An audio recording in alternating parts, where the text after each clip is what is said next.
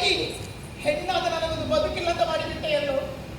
ಒಂದು ಹೆಣ್ಣು ಹೃದಯ ಹೆಣ್ಣು ಭಾವಗಳನ್ನಾದರೂ ಹೊಂದಿಕೊಂಡು ನನ್ನ ಪ್ರಣಯವನ್ನು ಅರ್ಥ ಮಾಡಿಕೊಳ್ಳದೆ ಹೋದೆಯಲ್ಲೋ. ಆದ್ದರಿಂದ ಹೆಣ್ಣು ಅಲ್ಲದ ಗಂಡು ಅಲ್ಲದ ಅಥವಾ ಹೆಣ್ಣಾಗಿಯೂ ಗಂಡು ಒಂದು ವ್ಯಕ್ತಿಯಾಗಿಯೋ ಶಕ್ತಿಯಾಗಿಯೋ ಬಂದು ನಿನಗೆ ಮರಣದ ಇಚ್ಛೆಯನ್ನು ನಾನು ತಂದುಕೊಡುತ್ತೇನೆ ಭೀಷ್ಮ, ನಾನು ತಂದುಕೊಡುತ್ತೇನೆ. ಯಾವ ಚಂದ್ರವಂಶದ ಉಳಿಗೋಸ್ಕರವಾಗಿ ಮದುವೆಯಾಗುವುದಿಲ್ಲ ಎನ್ನುವುದ ಪ್ರತಿಜ್ಞೆಯನ್ನು ಮಾಡಿದೆಯೋ ಆ ನಿನ್ನ ಚಂದ್ರವಂಶ ನಿನ್ನ ಕಣ್ಣ ಮುಂದೆ ನಾಶವಾಗಿ ಹೋಗಲಿ. ನಿನ್ನ ಮನೆಯ ಮಕ್ಕಳು ನಿನ್ನ ಕಣ್ಣ ಮುಂದೆ ಹೊಡೆದಾಟ ಮಾಡಿ ಸಾಯಲಿ ಭೀಷ್ಮ. ಚಂದ್ರವಂಶ ಕ್ಷಯವಾಗಿ ಹೋಗಲಿ ಭೀಷ್ಮ, ಕ್ಷಯವಾಗಿ ಹೋಗಲಿ. ಬದುಕುವುದಿಲ್ಲ ಭೀಷ್ಮ, ಸಾಯುತ್ತೇನೆ. ಹೇಗೆ ಸಾಯಲಿಯೋ ನಾನು, ಹೇಗೆ ಸಾಯಲಿ? ಭೂಮಿಯಿಂದ ಬಿದ್ದು ಸಾಯಲೇ? ಭೂಮಿಯು ಚಕ್ರವರ್ತಿಗಳಾದಂತ ನಿಮ್ಮ ಅಧೀನದಲ್ಲಿರುವುದು. ನೀರಿಗೆ ಬಿದ್ದು ಸಾಯಲೇ? ನೀರಿನ ಅಧಿಷ್ಠಾನದ ಗಂಗಾದೇವಿ ನಿನಗೆ ಹೆತ್ತ ತಾಯಿ ನಿನಗೆ ಸಾರಥ್ಯವನ್ನು ಮಾಡಿದಳು. ಇನ್ನೆಂದು ಸಾಯಲಿ ನಾನು?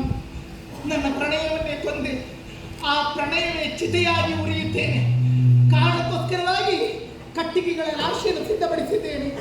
ತಗತಗಿಸುತ್ತಿರುವಂತಹ ಚಿತೆಗೆ ಜಿಗಿದು ಈ ನನ್ನ ಮರಣದಂತಹ ದೇಹವನ್ನು ದಯಿಸಿಕೊಳ್ಳುತ್ತೇನೆ ಭೀಷ್ಮ. ಈ ನನ್ನ ದೇಹವನ್ನು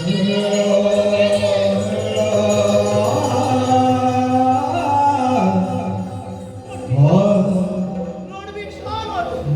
ಬಲಗಾಲದ ಮುಂದಕ್ಕೆ ಸೇರಕ್ಕಿಯನ್ನು ತುಳಿದು ನಿನ್ನ ಮನೆ ಪ್ರವೇಶ ಮಾಡಬೇಕಾಗಿತ್ತು. ಈ ನನ್ನ ಕಾಲುಗಳನ್ನು ಬೆಂಕಿಯಲ್ಲಿ ಇರಿಸಿದ್ದೇನೆ ಭೀಷ್ಮ. ಸುಟ್ಟುರಿಯುತ್ತಿದೆ ನನ್ನ ಕಾಲುಗಳು, ಸುಟ್ಟುರಿಯುತ್ತಾ ಇದೆ. ಬೆಂಕಿಯಲ್ಲಿ ಹುಟ್ಟಿ ಬಂದವಳು ನಿನ್ನ ಮನೆ ಪ್ರವೇಶ ಮಾಡಲಿ ಭೀಷ್ಮ, ನಿನ್ನ ಮನೆ ಪ್ರವೇಶ ಮಾಡಲಿ. ಉರಿ ಉರಿ ಉರಿ.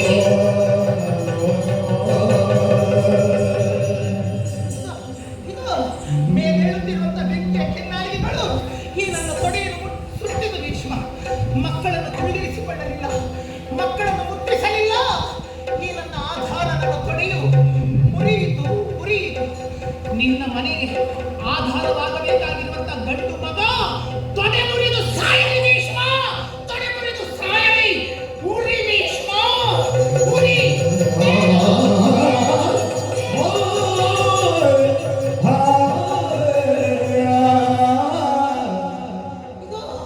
ಮೇಲೆ ಎತ್ತಿರುವಂತ ಉರಿ ಬೆಂಕಿ ನನ್ನ ಹೊಟ್ಟೆಯನ್ನು ಸುಡುತ್ತಿದೆಯೋ, ಹೊಟ್ಟೆಯನ್ನು ಸುಡುತ್ತಿದೆ.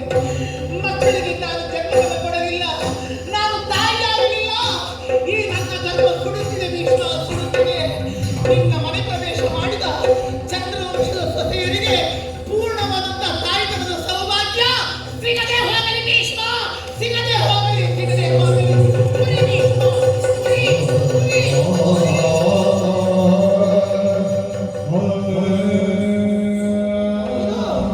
ನಾನುಟ್ಟಂತ ಸೀರೆಯ ಸೆರಗು ಬೆಂಕಿಗಾಹುತಿಯಾಗುತ್ತಿದೆ. ಬದುಕಿನ ಬಟ್ಟೆಯಲ್ಲಿ ಸುಟ್ಟುಬಿಟ್ಟೆ. ನಾನುಟ್ಟಂತ ಬಟ್ಟೆಯ ಸೆರಗು ಬೆಂಕಿಯಲ್ಲಿ ಕರಗುತ್ತಿದೆ. ನಿನ್ನ ಮನೆ ಪ್ರವೇಶ ಮಾಡಿರುವಂತ ಚಂದ್ರವಂಶದ ಸೊಸೆಗೆ ಸೀರೆಯ ಸೆರಗಿನ ರಕ್ಷಣೆ ಸಿಗದೆ ಹೋಗಲಿ ಭೀಷ್ಮ, ಸಿಗದೆ ಹೋಗಲಿ. ಉರಿ ಭೀಷ್ಮ ಉರಿ. ಸೇಡು ಸೇಡು ಸೇಡು ಸೇಡು.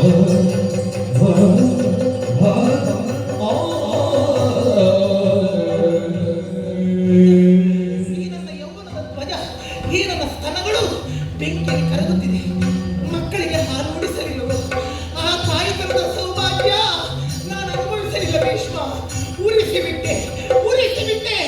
ನಿನ್ನ ಮನೆಯಲ್ಲಿ ಹುಟ್ಟಿರುವಂತಹ ಚಂದ್ರವಂಶದ ಮಕ್ಕಳಿಗೆ ತಾಯಿ ಹಾಲು ಕುಡಿಯುವಂತಹ ಸೌಭಾಗ್ಯ ಸಿಗದೆ ಹೋಗಲಿ ಭೀಷ್ಮ. ಅಯ್ಯಯ್ಯೋ ಉರಿ ಉರಿ ಉರಿ.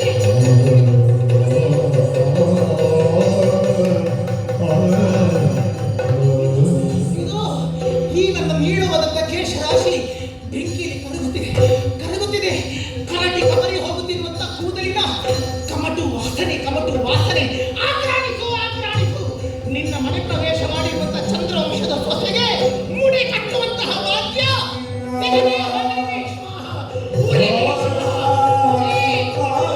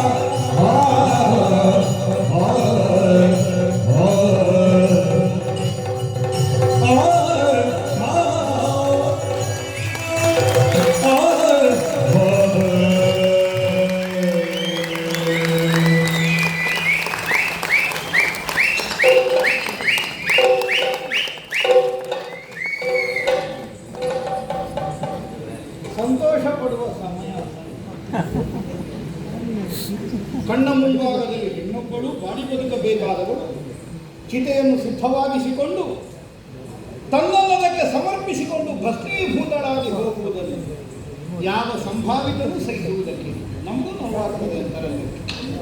ಆದರೆ ಮಾಡಲೇ ಭೀಷ್ಮಾನಿನ ಮರಣಕ್ಕೆ ನಾನು ಹೆಣ್ಣಾಗಿಯೋ ಗಂಡಾಗಿಯೋ ಅದು ಅಲ್ಲದೆಯೋ ಇದು ಅಲ್ಲದೆ ಏನಾದರೂ ಒಂದಾಗಿ ಬರ್ತೇನೆ. ಆ ಮಾತಿನೊಂದು ಔಚಿತ್ಯವನ್ನು ಕಲ್ಪಿಸೋಣ ಅಂತ ಅವರು ಹಾಕಿದ್ದದ್ದು ಹೇಳಿದ ಮಾತಿಗೆ ನಾವು ಯಾವ ಮೌಲ್ಯವೂ ಕೊಡುವುದಿಲ್ಲ. ಭವಿಷ್ಯವನ್ನು ತಿಳಿಯುವ ಸಾಮರ್ಥ್ಯ ಇದ್ದವಳಾದರೆ ಯಾಕೆ ತನ್ನ ಬದುಕಿನಲ್ಲಿ ದುರಂತವನ್ನು ತಂದುಕೊಳ್ತಾ ಇದ್ದೀವಿ? ಅವಳೇ ಮಾಡಿದಂತಹ ಅಪರಾಧದಿಂದ ಅವಳಿಗದಗಿದಂತಹ ದುಸ್ಥಿತಿಗಾಗಿ ಪರರನ್ನು ದೂರುವುದರಿಂದ ಯಾವ ಪ್ರಯೋಜನವೂ ಇಲ್ಲ. ನೋಡೋಣ, ಮುಂದೆ ನಮ್ಮ ವಂಶದಲ್ಲಿ ಬಂದ ಸೊಸೆಯರೆಲ್ಲ ಬೆಂಕಿಯಲ್ಲೇ ಹುಟ್ಟಿದವರಾದ, ಮುಂದೆ ನಮ್ಮ ವಂಶದಲ್ಲಿ ಹುಟ್ಟಿದ ಮಕ್ಕಳೆಲ್ಲ ತೊಡೆ ಮುರಿದೇ ಸತ್ತರೆ, ಮುಂದೆ ನಮ್ಮ ವಂಶದಲ್ಲಿ ಬಂದ ಸೊಸೆಯಂದಿರೆಲ್ಲ ಗರ್ಭ ಧರಿಸುವಲ್ಲಿ ಅಸಮರ್ಥರೇ ಆಗಿ ಹೋದರೆ, ಮುಂದೆ ನಮ್ಮ ವಂಶದಲ್ಲಿ ಹುಟ್ಟಿದವರೆಲ್ಲ ಕುರುಡರೇ ಆದರೆ, ಮುಂದೆ ನಮ್ಮ ವಂಶದಲ್ಲಿ ಹುಟ್ಟಿದವರೆಲ್ಲರ ಸೀರೆ ಎಳೆಯುವ ಸ್ಥಿತಿ ಬಂದರೆ ಇವನಾಡಿದ ಮಾತಿನನ್ನು ಮೌಲ್ಯ ಬಂದಿದೆ. ನನಗೆ ವಿಶ್ವಾಸ ಇಲ್ಲ.